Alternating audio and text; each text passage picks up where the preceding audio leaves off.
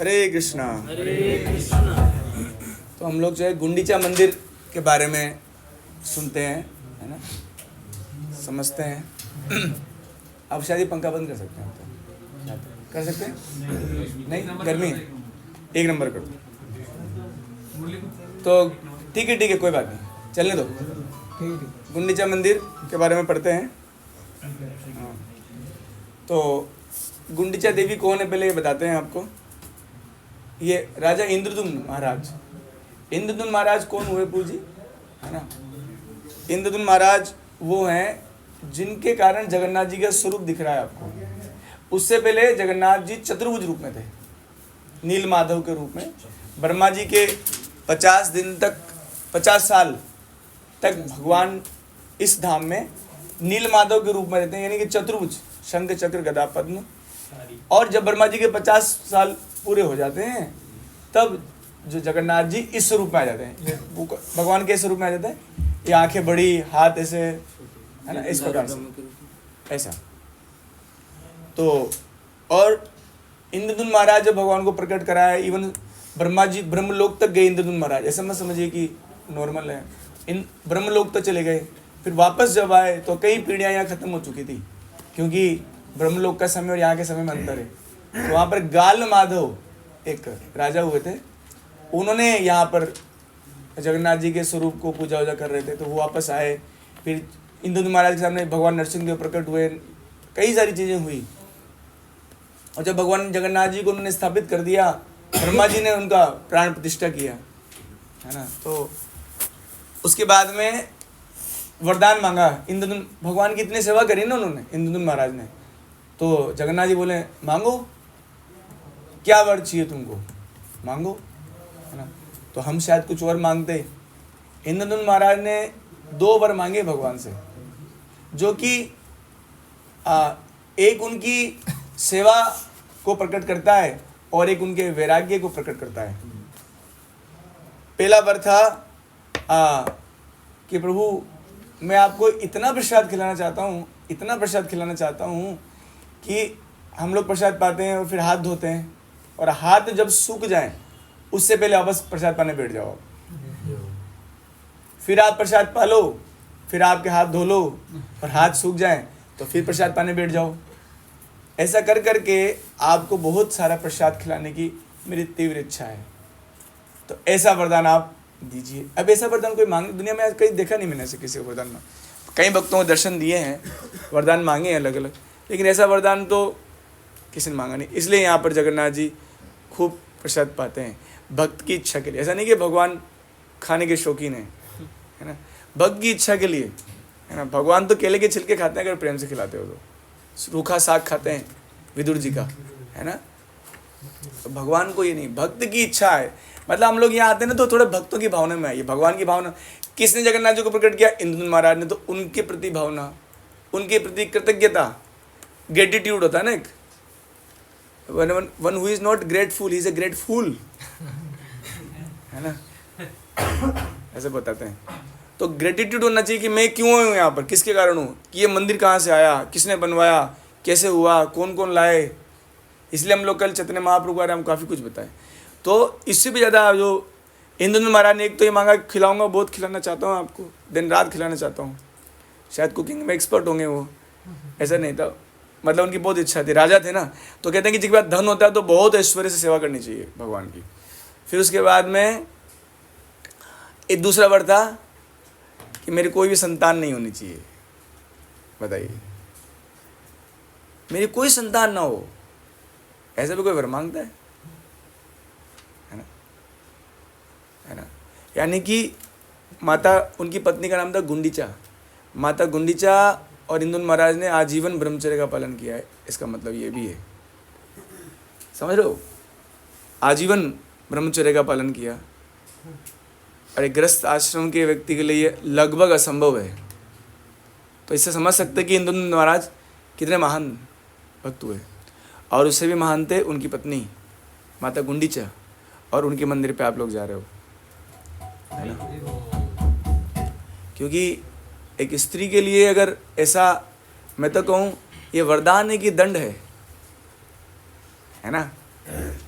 तो माता गुंडीचा जी इतनी महान हुए, और इसमें वर्णन सुनेंगे हम लोग आगे, है ना, कि दुखी थे माता गुंडीचा जी। तो भगवान ने उनको कहा कि आप दुखी मत हो, मुझे पता है कि आपके पास, क्योंकि पहले के समय तो यही होता था।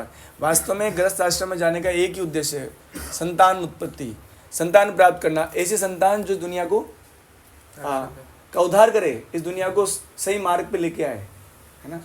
और एक और आप मुझे लास्ट में याद दिलाइएगा, भक्ति सिद्धांत महाराज जी का आपने वो स्थान नहीं देखा, उनका बर्थ प्लेस है यहाँ।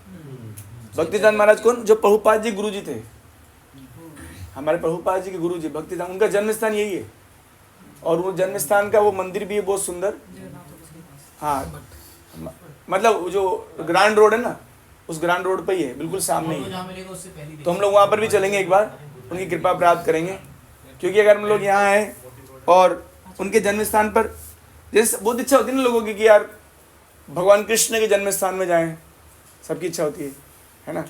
चैतन्य महाप्रभु जन्म स्थान मायापुर जाएं, लेकिन उससे भी ज़्यादा अधिक कृपा मिलती है जब भक्तों के जन्म स्थान जाओ आप, है ना। तो भक्ति सिद्धांत महाराज का जन्म स्थान यहीं पे है वो। तो हम लोग चलेंगे बीच में, वो देख लेंगे, आप लोग याद दिला देना कोई भी, है ना। और जन्म के समय के बाद में जगन्नाथ जी का रथ वहीं से निकलता है, आप देखना, बिल्कुल जो ग्रांड रोड है ना, वहीं से निकलते हैं जगन्नाथ जी, और जहाँ गुंडीचा मंदिर है वहाँ तक जाते हैं, बस वहाँ जाके रुक जाते हैं जगन्नाथ जी, और फिर वापस आते हैं 7 दिन बाद। तो जो ग्रांड रोड है जिस पर जगन्नाथ जाते हैं, तो एक बार रथ जो जब भक्ति सिद्धांत महाराज जी का प्राकट्य हुआ, है ना, और भक्ति सिद्धांत महाराज जी का पहले का जो नाम था वो था विमला प्रसाद, क्योंकि विमला माता से भक्ति विनोद ठाकुर जी बहुत प्रार्थना की है। वहीं पर बहुत भक्ति विनोद ठाकुर जी बहुत कुछ ग्रंथ भी लिखे हैं वहाँ पर बैठ के, जहाँ पर विमला देवी का मंदिर है, जगन्नाथ जी मंदिर के पास में ही है ना। विमला देवी मतलब माता पार्वती जी, है ना। तो माता पार्वती जी के नाम से उनका नाम विमला प्रसाद रखा था, भक्ति सिद्धांत महाराज का नाम, है ना। तो ये सब घटना यहाँ हुई है, तो जरूर जाना चाहिए वहाँ पर, ऐसा। तो अब हाँ, तो मैं कह रहा था कि माता गुंडीचा जी को वरदान मांगा, तो आप दुखी मत होइए, जगन्नाथ जी बोले आप दुखी मत होइए, हम तीनों ही आपके बच्चे बनकर आएंगे और 7 दिन आपके पास ही रुकेंगे, हर साल आएंगे, और 7 दिन तक खूब लाड़ लड़ाओ, है ना, हमें अपना बच्चा मानो। आप देखिए, मतलब भगवान भी आपका बच्चे बनने के लिए उत्सुक हो, ऐसा कुछ जीवन में ना लाओ। भगवान आपसे संबंध जोड़ने के लिए उत्सुक हो जाए, मतलब एक तो हम चाह रहे हैं भगवान आपसे संबंध बने, हमारा हमसे संबंध बने, एक भगवान चाहें मैं आपका बन जाऊं, तो ये कैसे पता लगता है? जब हम भक्तों की कथाएं सुनते हैं, ऐसे नहीं पता लगता है। भक्तजनों की कथा सुनते हैं तब पता लगेगा, अरे इतने महान है क्या, ऐसा। ओके, तो पढ़ते हैं थोड़ा सा इसको। हाँ, और श्री मंदिर के उत्तर पूर्व दिशा में 2.5 किलोमीटर की दूरी पर एक विशेष मंदिर है। महाराज इंद्रदुम्न ने इसी स्थान पर, जिसे पूर्व समय महावेदी, पहले इसको महावेदी कहते थे, और मुझे एक चीज़ और याद आ रही है कि पहले के समय, अभी नहीं, बहुत समय पहले, कितने साल पहले पता नहीं, 1000 साल पहले भी हो सकता है, जो जगन्नाथ जी का मंदिर है और जो गुंडीचा माता का मंदिर है, उसके बीच में एक नदी बहती थी, वो नदी समुद्र में जाके मिलती थी। तो जब जगन्नाथ जी की उस समय रथ यात्रा होती तो 6 रथ बनते थे, नदी के इधर 3 रथ, नदी की उस तरफ 3 रथ, और बीच में बोटिंग। हाँ, नदी को पार करने के लिए बोटिंग ही चाहिए।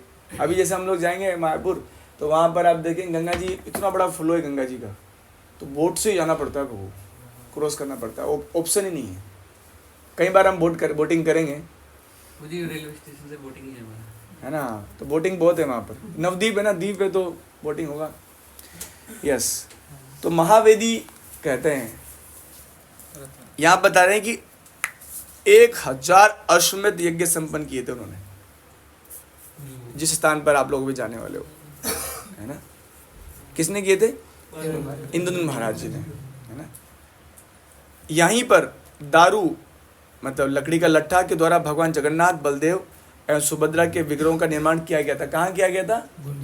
गुंडीचा मंदिर में, जहाँ आप जा रहे हो। इसलिए इस स्थान को जगन्नाथ जी का जन्म स्थान भी बोलते हैं।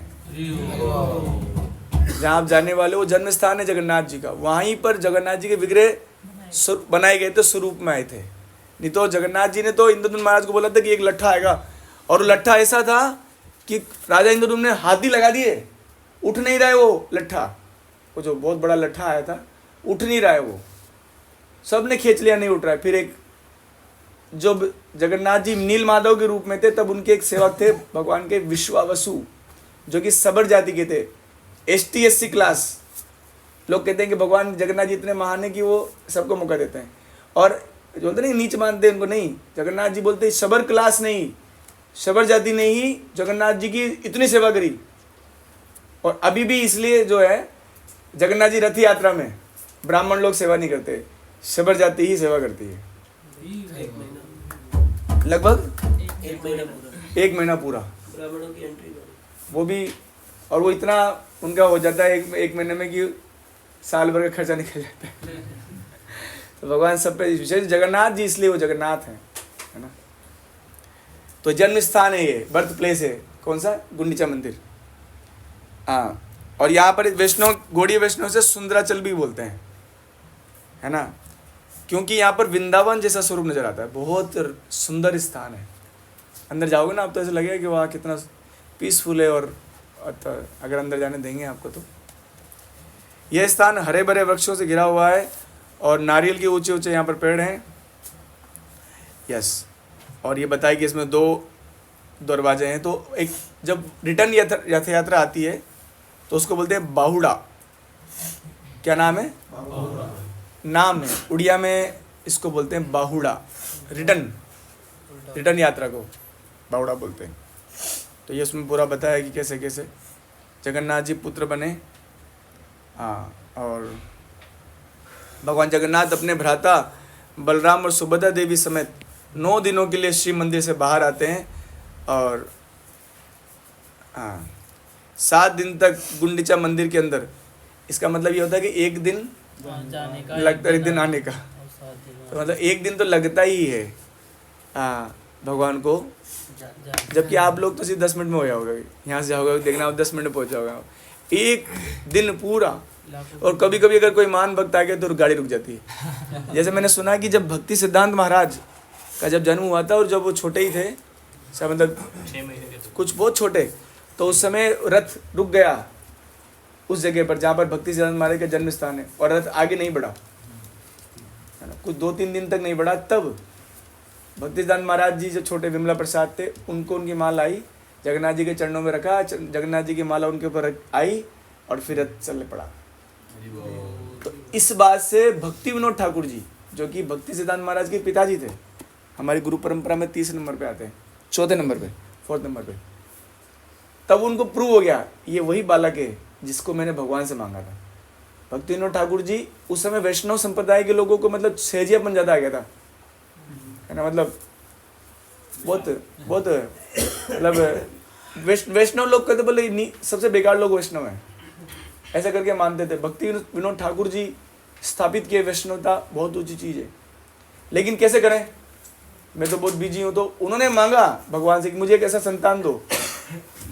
तो जानते हो भक्ति विनोद ठाकुर कितने बच्चे थे? मैंने सुना कोई बोलता है 12, कोई बोलता है 14, अब पता नहीं कितने,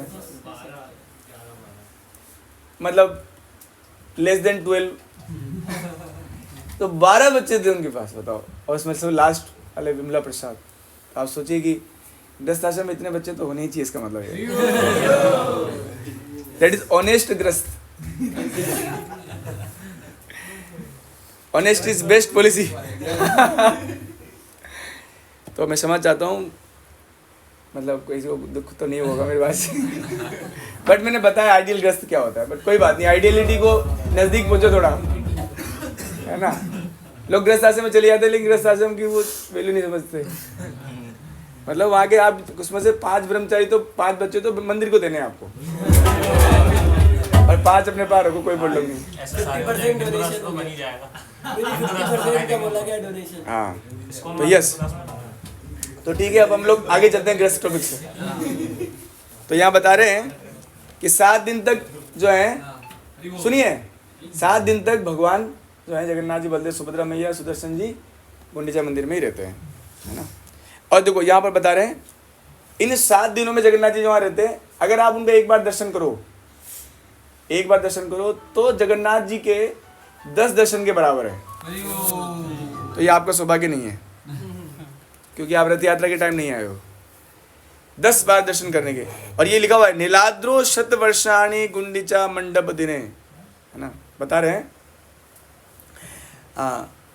अन्य पुराण में वर्णन आता है कि किसी में तो बोला 10, किसी में बोला 100। कैसा है? भगवान जगन्नाथ का दर्शन व्यक्ति को तुरंत भवसागर से मुक्ति प्रदान करता है।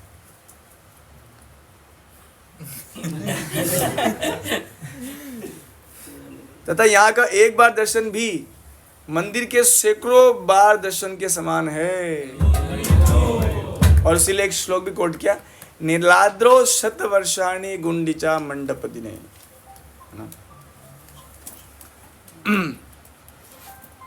कोई माला तो नहीं कर रहा है?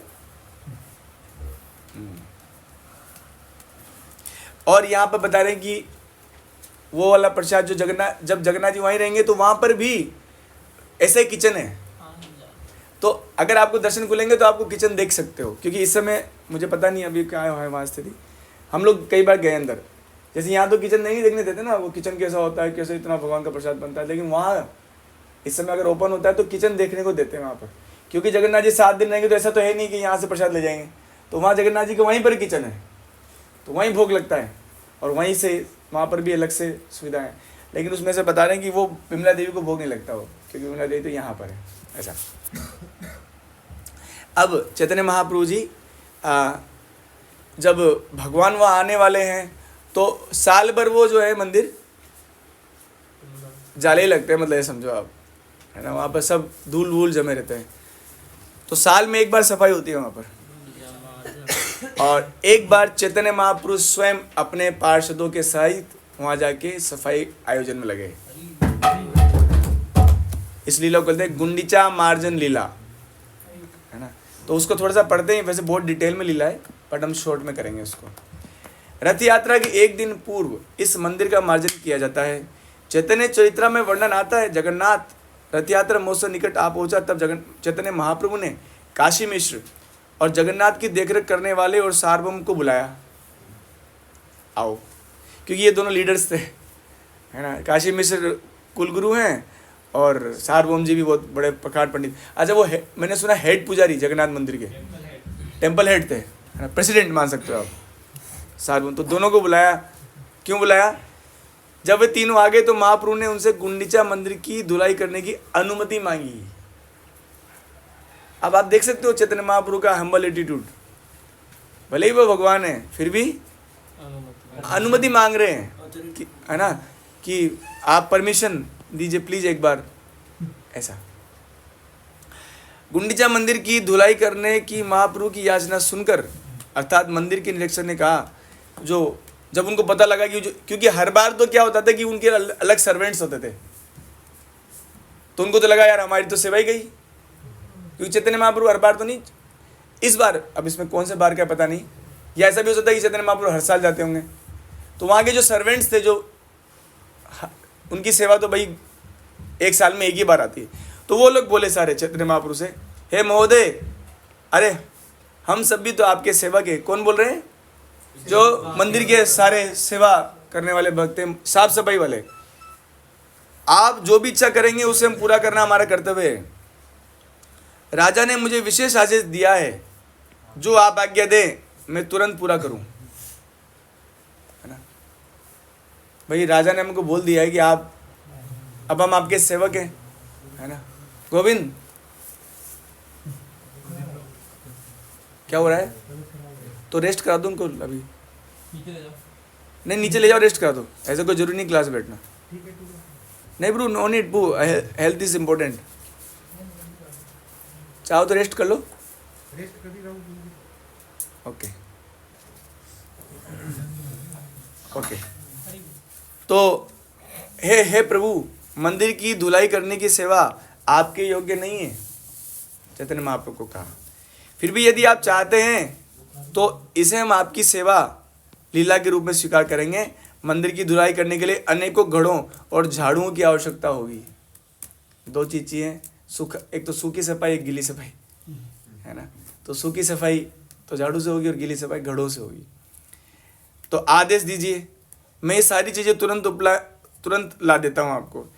जो ही निरीक्षक को महाप्रभु की इच्छा का पता लगा तो तुरंत 100 नए घड़े और मंदिर बुलाने के लिए 100 झाड़ू, 100 झाड़ू और 100 घड़े।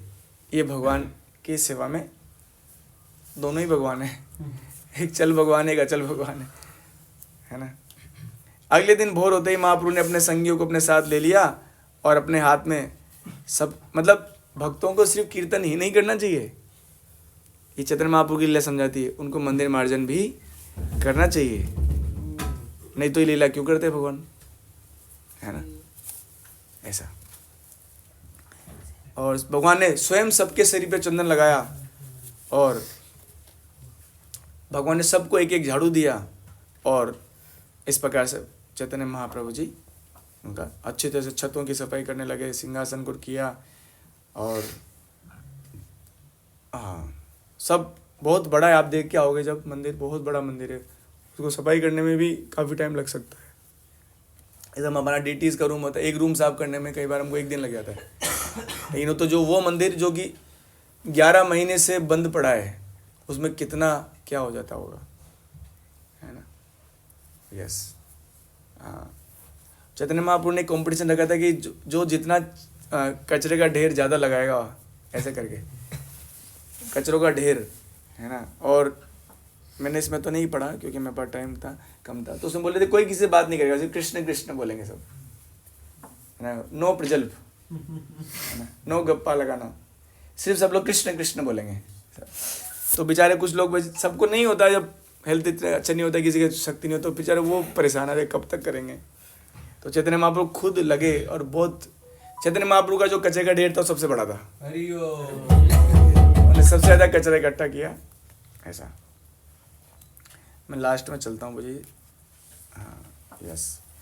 तो ये लीला क्या सिखाती है बुझी हमको? हमारा हृदय भगवान का आसन है ना।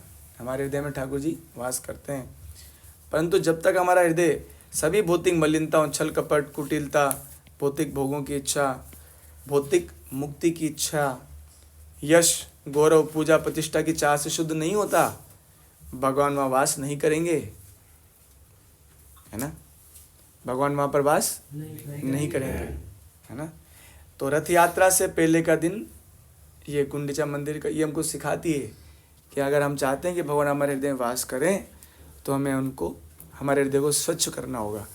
इसलिए कई बार लोग बोलते हैं, एक वक्त कह रहे थे, प्रभु जी मुझे अब करने में आनंद नहीं आ रहा, प्रभु जी मुझे टेस्ट नहीं मिल रहा है। तो अभी टेस्ट के लिए मत भागो, अभी तो शुद्धिकरण के लिए। शुद्धिकरण में तकलीफ ज़्यादा है। जैसे आप घर में भी देखते होंगे, जब आप मंदिर की घर की सफाई करते हो तो उसमें बहुत तकलीफ होती है, झाड़ू उड़ रहा है और वो सारा कचरा आपके ऊपर भी आ जाता है, और जब वो साफ हो जाता है तो वहाँ गद्दा लगा के फिर आराम करते हो, है ना। तब वो वाला स्टेप बाद में आता है, पहले सफाई वाले जो चीज़ है वो तो स्ट्रगलिंग है। इसलिए नाम जब कीजिए कड़वी दवाई पीते हुए, कड़वी दवाई पियो इसको, है ना, पियो, विष की तरह पियो। और कहते हैं समुद्र मंथन में पहले विष निकला था, तो अभी विष निकल रहा है तो पियो, क्योंकि बाद में क्या मिलेगा? अमृत भी मिलेगा। तो अमृत, कृष्ण भावना अमृत बाद की बात है ना, अमृत बाद में ही आएगा, ऐसा। तो ये जो मंदिर का लीला ये हमको सिखाती है। इसके बाद में वहीं आता है यज्ञ नरसिंह, क्योंकि तो इसको पढ़ते हैं अपन, वहीं गुंडीचा मंदिर के पास में ही है, पीछे ही बताते हैं। गुंडीचा मंदिर से इंद्रधुम्न सरोवर की ओर जाने के मार्ग में दीवार से सटा हुआ एक अति प्राचीन मंदिर है। यहाँ के विग्रह को यज्ञ नरसिंह कहा जाता है। क्या कहते हैं?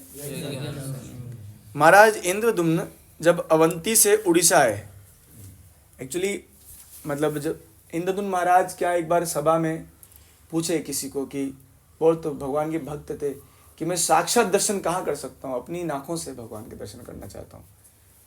तब भगवान स्वयं एक ब्राह्मण बन के आए और बताया कि अरे, उस सभा में उपस्थित हुए जहाँ पर वो मंत्रिमंडल की सभा थी, भगवान स्वयं एक ब्राह्मण बनकर आए और पूरा बताया कि उड़ीसा में ऐसा स्थान है, नील पर्वत है, वहाँ नील माधव है, साक्षात दर्शन देते हैं, ऐसा है, वहाँ वट वृक्ष है, ऐसा पूरा डिस्क्रिप्शन दिया राजा को।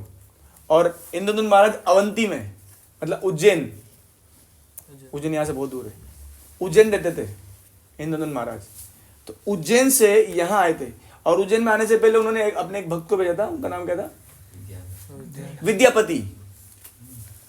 विद्यापति जी को पहले भेजा था यहाँ पर नील पर्वत यहाँ पर, और वो सारा देख लिए, जगन्नाथ जी के दर्शन वगैरह। बहुत बड़ी कथा है इसके पीछे भी।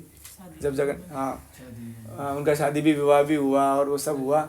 और अच्छा ऐसा होता था जी, है ना, कि वो अकेले ही पूजा करने जाते थे। सिर्फ जो विश्वावसु जी जो थे वो अकेले ही पूजा करने जाते जगन्नाथ जी, किसी को साथ नहीं लेके जाते थे, किसी को भी नहीं। लेकिन बाद में सिर्फ विद्यापति को लेके गए, वो उसकी कथा है। और जब विद्यापति वापस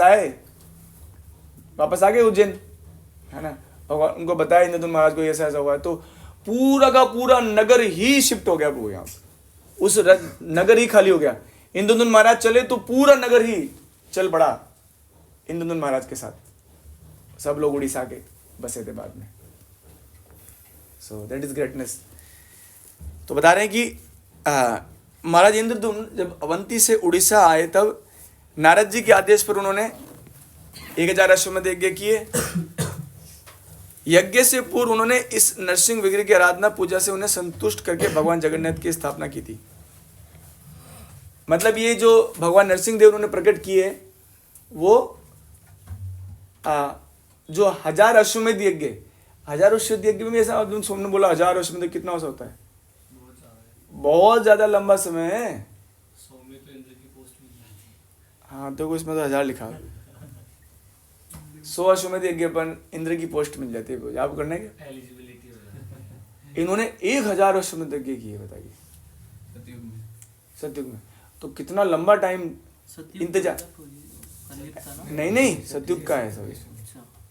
और उसमें भी बहुत सारा बीच में, ऐसा नहीं कि सतयुग के बाद अभी वाला सतयुग नहीं है, बहुत समय पहले की बात है। तो वर्णन करते हैं कि 1000 अश्वमेध यज्ञ, यानी कि बहुत लंबा टाइम होगा वो। मतलब इससे ये समझ में आता है हमको कि भगवान के दर्शन करने के लिए थोड़ा इंतजार तो करो। एक छोटा सा पॉइंट था जो शेयर करना था। अभी प्रभु जी बता के गए थे कि किन किन लोगों को भगवान के एकदम जो ये मंगला में दर्शन करके आए, अंदर तक वाले दर्शन करने हैं। तो आपको समुद्र में थोड़ा सा कम समय बिताना पड़ेगा।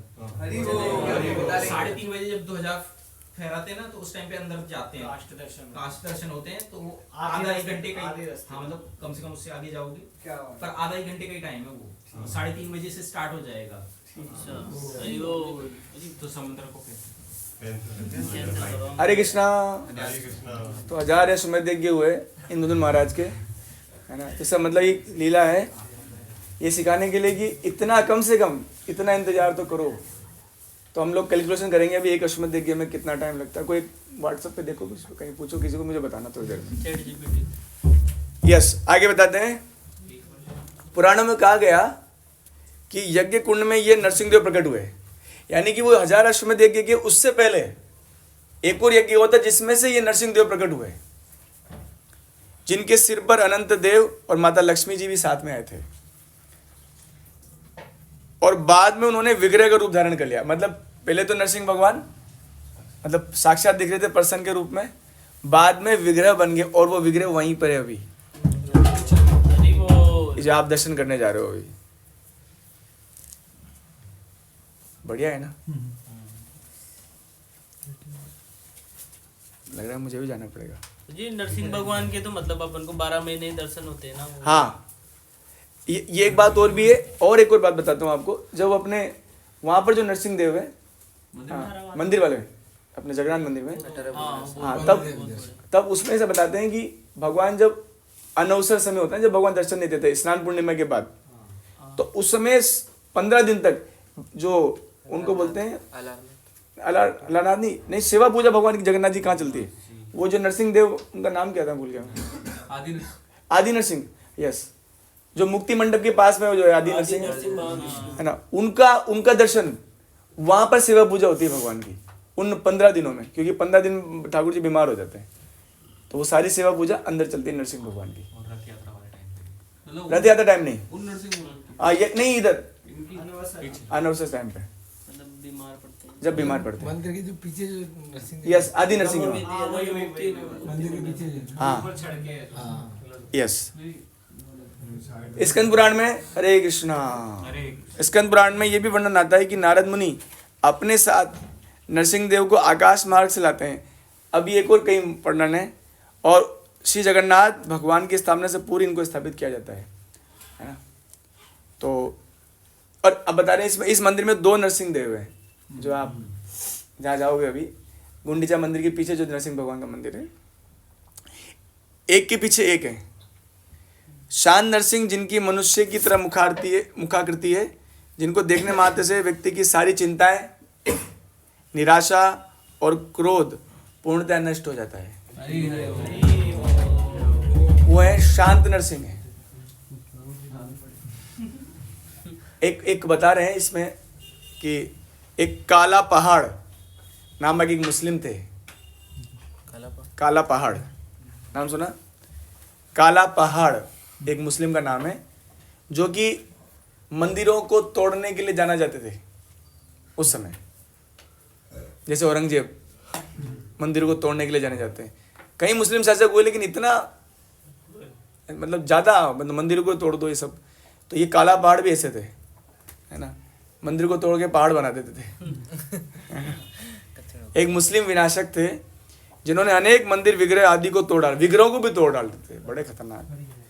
परंतु इस शांत नरसिंह को देखने मात्र से उनका क्रोध शांत हो गया,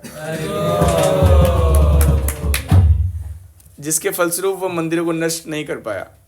जगन्नाथ मंदिर नष्ट नहीं कर पाया यहाँ पर मंदिरों को। इसी नरसिंह देव के पीछे एक उग्र नरसिंह भी है, और पुजारी को थोड़ा दान दक्षिणा देने से वो उग्र नरसिंह दर्शन भी करा देते हैं। तो ये आपको जो एक तो शांत नरसिंह और पीछे छोटे से उग्र नरसिंह, तो काला पहाड़ जी को शांत कर दिया था उन्होंने, है ना। तो ये भी है सब। और इसमें वर्णन है कि चैतन्य महाप्रभु भी नरसिंह भगवान के मंदिर में आके, इस जहाँ पर चैतन्य महाप्रभु भी आके खूब वहाँ नृत्य वगैरह किए हैं। तो ये पूरा वर्णन है इस लीला का। और यहाँ पर भी चैतन्य महाप्रभु को वही सब रोमांच होना है, सब चीज़ें वर्णन है। स्वर्ग द्वार एक स्थान है ना, ये तो समुद्र वाला है। तो अभी हम 2 मिनट का वो लेते हैं, गैप लेते हैं, और उसके बाद में इंद्रदुम्न सरोवर और एक लीला और सुन सकते हैं। टोटा गोपीनाथ का भी सुनेंगे आज ही। 2 मिनट कीर्तन कर लेते हैं। हरे कृष्णा।